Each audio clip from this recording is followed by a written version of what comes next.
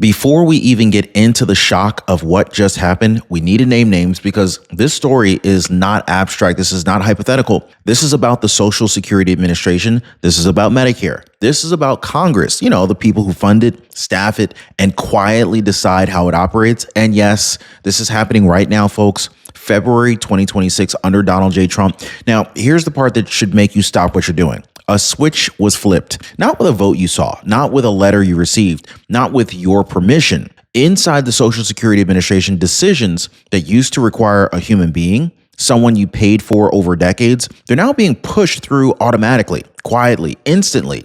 And once that system makes a decision, your check can change before you even know why. That's the reality, folks. Your benefit amount, your Medicare deductions, your retirement income, all processed faster, all reviewed less, and all done under the excuse of efficiency. Now, they're going to tell you nothing changed. They're going to tell you that it's your responsibility. They'll tell you to go ahead and check the website. But here's a question nobody's asking out loud. If no one is required to ask you anymore, then who exactly is protecting your check? Now, stick with me, guys, because once you see how this works, you're going to understand why so many Americans are being blindsided and why this didn't happen by accident. If you appreciate the news updates and the Social Security updates, be sure to drop a like for the video and subscribe. Okay, here's what makes this completely unsettling. Nothing exploded. No emergency meeting, no headline saying major change at Social Security. But something did change inside the Social Security Administration. Now, for decades, if your check was about to change,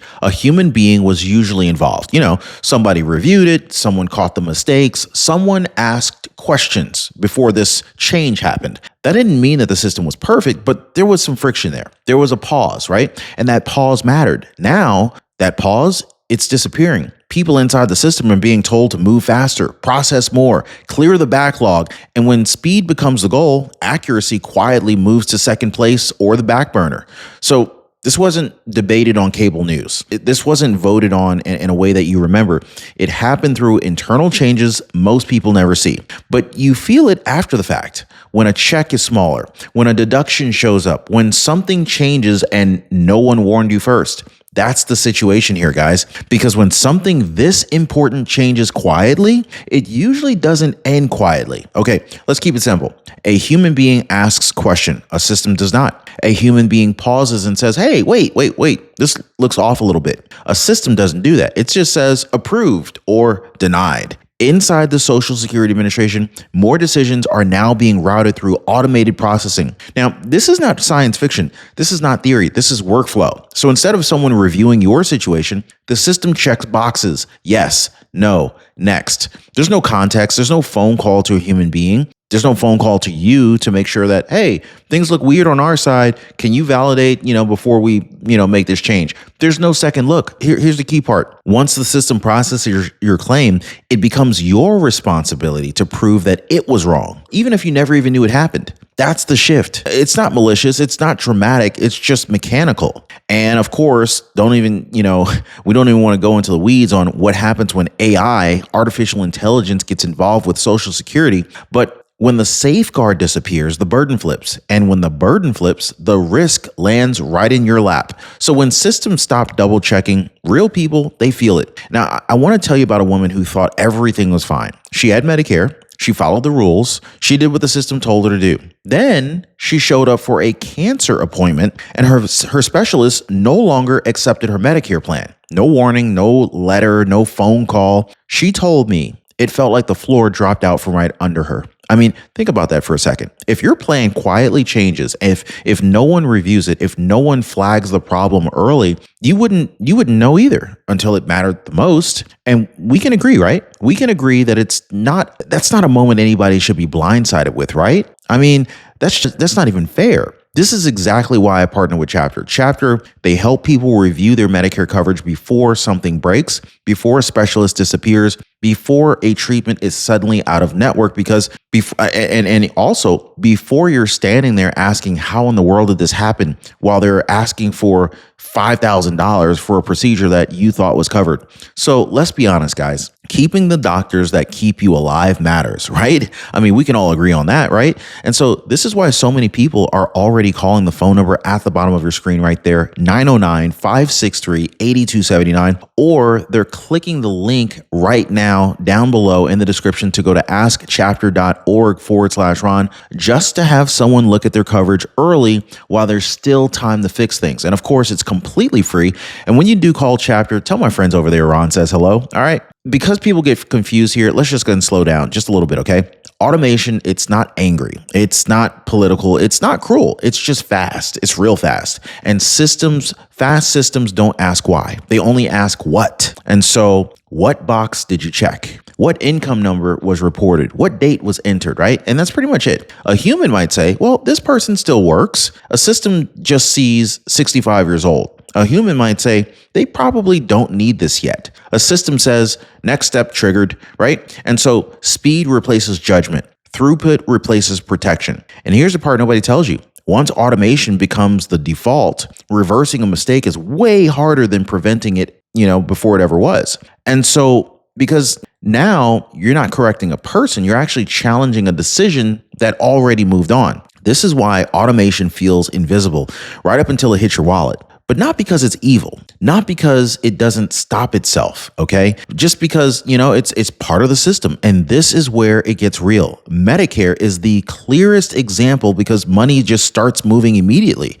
Look, you go online, you apply, you click through, and if the system assumes you need coverage, it enrolls you. Now, here's the problem with that. Many people still have coverage through their work, or maybe they have medical coverage through their spouse or through a large employer plan. Now, in those cases, you don't always need Medicare Part B yet, but the system doesn't ask why you're applying. It doesn't call you. It doesn't say, hey, wait a second. It just assumes. And once it assumes, the premium comes out of your check every single month. Not because someone decided to punish you, but because no one stopped the process. And that's the quiet cost of automation. A click, a deduction, and suddenly your check is smaller with no warning and no explanation for why.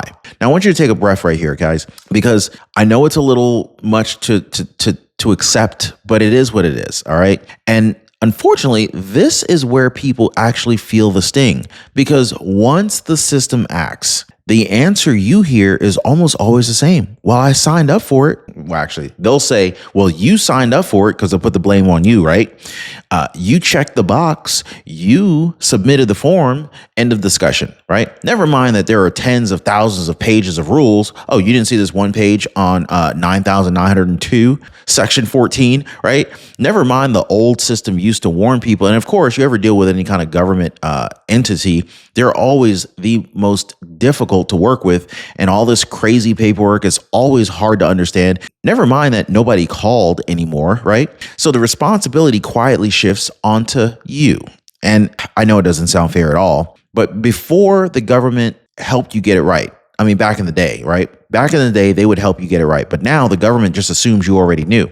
Well, that's a silly assumption. And you know what they say about assuming, right? You know what the first three letters are. Anyway, so if the system enrolls you in something you didn't need, the response isn't, let's fix it. It's usually, well, you should have known. And that's the betrayal people feel right now. I mean, you paid into the system your whole life. You expected guidance. Instead, you get a website and blame. That's not an accident. That's how liability disappears. And so as the same mindset shows up somewhere else in people's lives, it's your mortgage. I mean, think about it. 30 years, 3 decades, month after month after month, and most people don't even question it anymore. And they just accept it. You signed the paperwork. You knew the terms. That's just how it works, right? Does all that sound familiar to you guys? And so that mortgage payment quietly becomes the biggest bill in your life. It limits what you can save. It limits what you can invest. It also limits how much freedom you actually have. And so here's the part nobody ever explains. You do not have to be trapped in a 30-year mortgage. Did anybody know that? Folks, I am teaching people how to eliminate their mortgage in just a few years, not with gimmicks,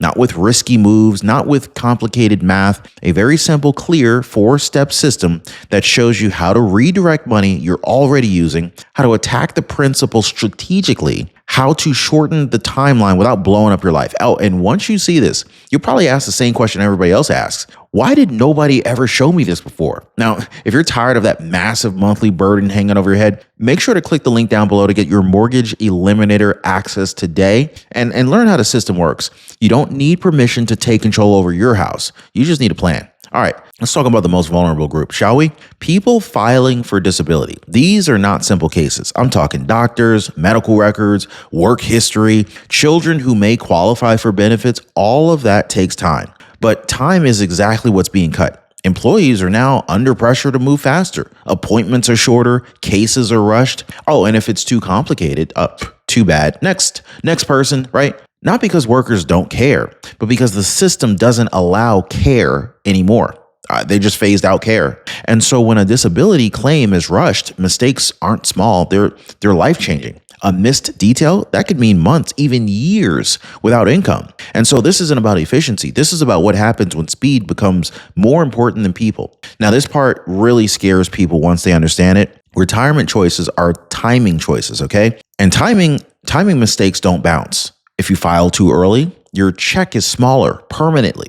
If you file on the wrong record, spousal instead of survival, how about own benefit instead of higher option? Yeah, once it's processed, it sticks. Now, in the old days, a human would slow this thing down. They would say, let's walk through this together, shall we? They'd say, let's flag missing earning years. They would ask about kids under 18 years old, disabled children, yada, yada, yada. Now, if the system accepts it, well, the system moves on. There's no rewind. There's no oops. There's no reset button. And here's a quiet danger. Most people don't even realize that they made a mistake until years later when it's too late to fix it. Now, that's not panic talk. It's just math. And a small error at the start, it becomes a lifetime cut. Now, here's the phrase that you're going to hear more and more. Auto adjudication. Anybody ever hear that yet? It sounds harmless, sounds technical, but all it means is this. The system decides and that decision stands. Does that even sound fair to you? That completely sounds unfair to me.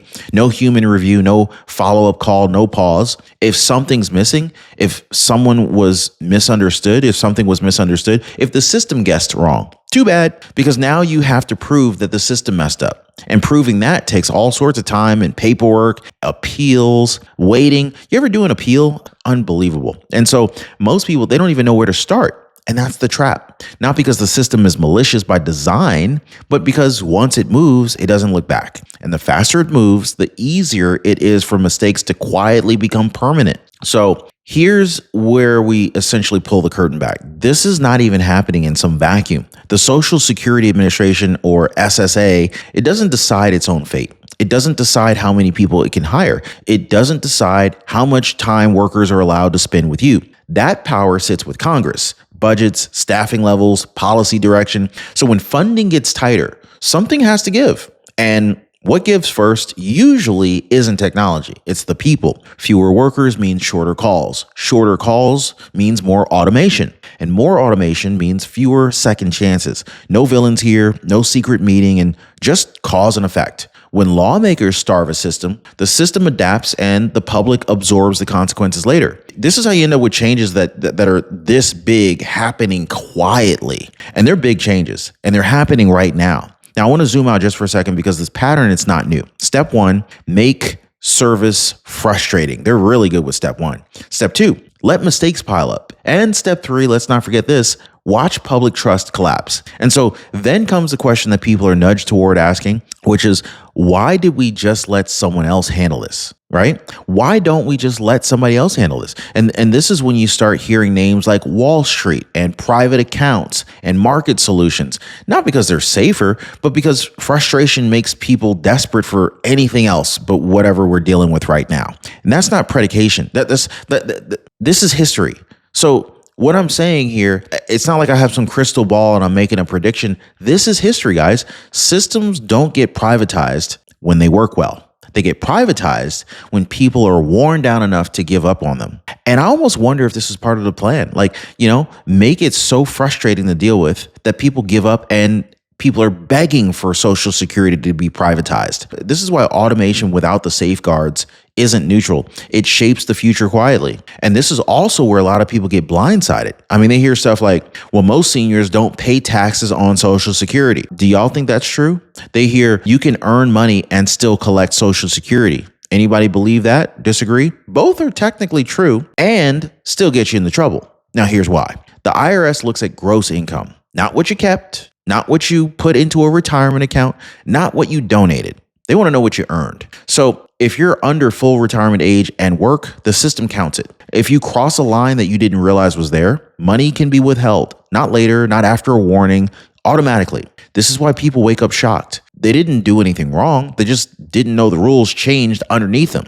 I know it doesn't sound fair. I agree. So now we end up basically where this all lands. This is not about fear. It's about awareness. A system that used to slow down is speeding up. A system that used to explain is assuming. A system that used to ask permission, it doesn't ask anymore. And that leaves one question that's hanging in the air. If no one is required to ask you before your check changes, if no one is required to double check anymore, then who exactly is watching your check for you, right? That's the question every American needs to sit with tonight. Because once you see how this works, you don't unsee it. Drop a like for the video, subscribe, share this with someone who's on Social Security or Medicare who needs to hear this. And we'll see you on the next video.